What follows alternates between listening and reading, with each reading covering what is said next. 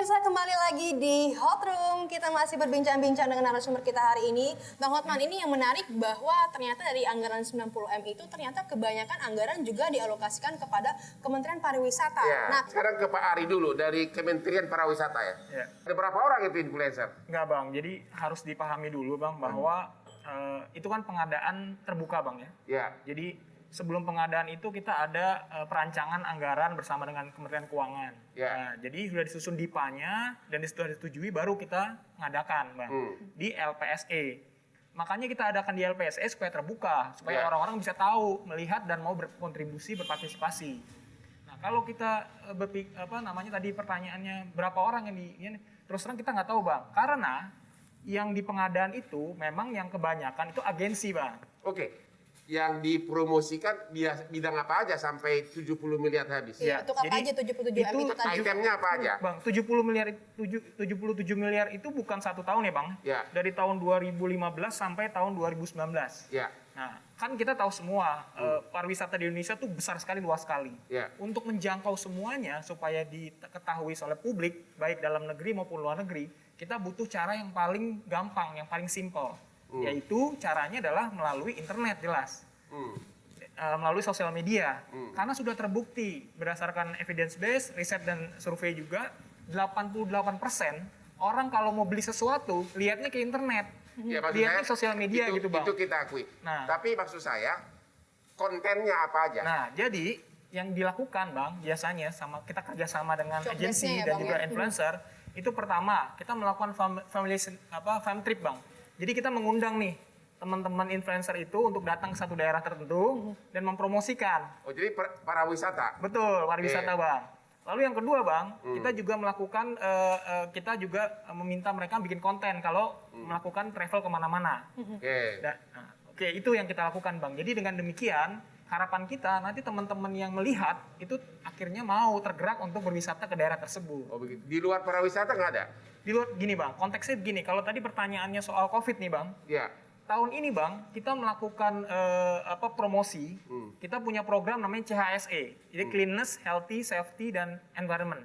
Ya. Artinya, kita mau semua destinasi wisata di Indonesia ini itu mengutamakan kebersihan, kesehatan, keselamatan, dan pelestarian lingkungan. Nah, ketika kita promosi itu ke berbagai daerah, kita butuh orang-orang yang membantu kita, yaitu influencer tadi Bang. Ya. Untuk membantu kita memperlihatkan kepada dunia bahwa Indonesia siap nih. Kriterium influencer itu ya kayak gimana? Apakah followernya banyak, kayak Atta Halilintar, atau ceweknya cantik, atau apa? Itu Betul. pertanyaannya. Tolak ukurnya apa, Pak Ari? Jadi Iya. Bang, influencer itu harus disesuaikan dengan pengetahuan dan pengalaman dia. Jadi Iya. kalau misalnya kita mempromosikan daerah wisata untuk diving, tentu yang kita cari influencer yang bisa diving Bang. Kenapa Biro Humas kalian sendiri yang bekerja? Contoh, Humasnya Polri sama Kejaksaan Agung itu sangat bagus. Apapun kegiatan mereka, rakyat langsung tahu. Dari Kadif Humasnya langsung nongol di TV. Tanpa influencer ya, Bang? Tanpa ya? influencer, tanpa dana tambahan. Emang tidak ada bagian humas di Ada, Kementerian Bang. Tidak Pariwisata? menyanggupi. Ada Bang, Kurang ganteng atau kurang wibawa atau apa? karena perbedaan tugas Bang, perbedaan fungsinya nih Bang. Kalau humas itu Bang, pekerjaannya adalah mempromosikan program kerja. Ya. Program kerja kita apa saja selama setahun itu promosikan terus-menerus. Tapi kalau influencer itu membantu kita mempromosikan destinasi wisata Bang. Oh, Oke. begitu. Ya, karena beda sekali keahliannya. Dan Bang Hotman, ini kan kita juga sudah kehadiran Bang Valen yang juga diminta sebagai seorang influencer. Mungkin bisa kita tanyakan langsung nih, dibayar berapa sih Oke. gitu ya? Like Valentino Simanjuntak. Simanjuntak lo aku Bang, Ya. Boleh tahu nggak bere lo. konten apa aja kamu diminta dan berapa honormu? Nah ini juga, influencer nih. ini perlu kita sambil ngobrol-ngobrol Bang ya. Ya. Influencer ini juga nggak melulu yang katanya tadi menyerang. Gitu. Influencer ini apalagi kalau udah tanda centang, artinya orangnya ketahuan siapa. Figurnya siapa, latar belakang dia siapa, dia punya personal branding itu bisa dipakai dalam tanda kutip sebagai influencer itu untuk bidang apa saja. Ya.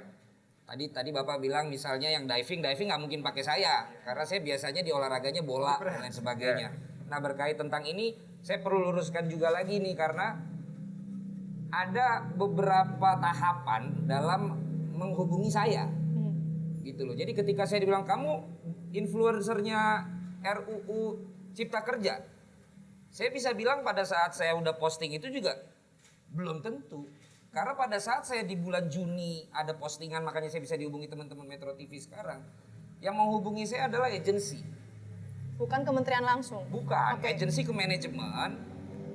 Manajemen saya menginformasikan ini ada kerjasama dari agensi dengan pemerintah. Baru kedua pasti saya akan cek apa message-nya. Ya, selama ini message-nya apa aja? Nah, message saya kan berkaitan hubungannya dengan kebanyakan olahraga.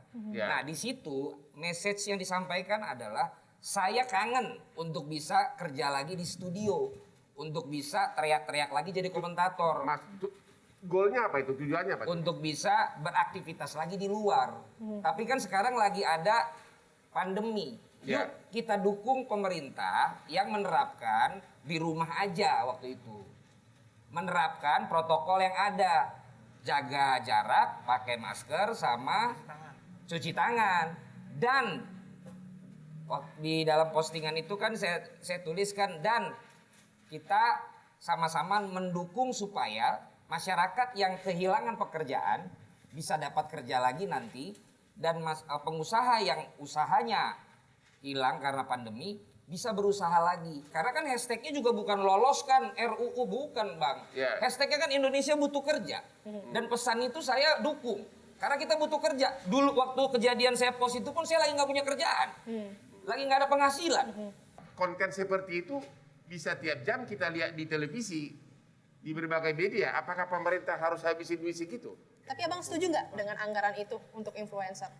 Kalau bicara tentang Menggunakan influencer. bicara tentang anggaran, masing-masing influencer ini kan juga bisa dikatakan misalnya sama agensi paketnya beda. Bisa aja dia berapa tahun. Dan ini kalau tadi dibilang 2014 sampai 2019, saya kan ini baru 2020. Baru. Dan cuma sekali. Jadi ini banyak nih penonton yang pengen jadi influencer juga, ngikuti jejak gitu loh. Total uang yang sudah kau dapat sebagai influencer udah berapa dari proyek pemerintah? Nggak ada Bang. Kagak ada, gimana? Mana ada gratis? Loh, influencer kita kan influencer itu kan bukan kerjaannya kan banyak dari brand. Tadi kan dibilang agensi yang hubungi. Iya. Berarti nggak gratis dong. Iya, artinya ketika bicara tentang yang kita bicarakan hari ini, yang pertama saya tekankan, saya tidak berhubungan langsung dengan pemerintah. Ya agensi bayar berapa? Nah, dan satu kali posting. Ya. Gitu loh. Berapa duit? Ya kalau publisher kan bisa tanya ke manajemen. Ya. Tapi ada kan yang rewardnya terima ya, duit ada. Anda berapa kira-kira? Nggak apa-apa lah. Loh, Masa artinya- kita berani ngomong, Anda masa nggak berani? Iya, poinnya adalah kita punya masing-masing punya publish rate. Ya, Misalnya kira-kira berapa? Bang Hotman misalnya sekali posting katakanlah 40 juta. Ya. Ya paling ditakar-takar kan aku berapanya persen abang lah. Gitu kan. Jadi gampang ukurannya. Artinya Bang Hotman bisa 40 sekali posting. Mungkin saya cuma 3 juta. Begitu. Kan gitu. Bayangkan kalau dia kerja sama Bang Hotman 10 series. Berarti 400 juta dalam 10 minggu. Kalau programnya setahun sama Bang Hotman, posting di Instagram Bang Hotman 10 kali, posting di Instagram 5 kali, tayang di YouTube-nya Bang Hotman 10 kali, Bang Hotman kasih ke agensi 5M. Untuk Bang Hotman doang. Iya, iya. Ada berapa orang kayak Bang Hotman? Artinya kalau ditanya uang segini nyampe nggak? Ya bisa nyampe sebenarnya. Apakah menurut Anda kerja sebagai influencer ini menjanjikan? Abang udah ngalamin. Ya, Aku kalau- udah lihat posting berbayar abang berapa kali. Sekarang di TV berapa program. Artinya kan, Menjanjikan ya? ya kalau abang aja yang sudah merupakan lawyer yang menguasai seluruh apartemen seluruh dunia ini melihat ini bisa aktif, ya pasti orang juga bisa dibilang menjanjikan dong Bang. Kita kan nanti berbincang lagi lebih detail lagi, oleh karena itu jangan kemana-mana, tetap bersama kami di Hot Room.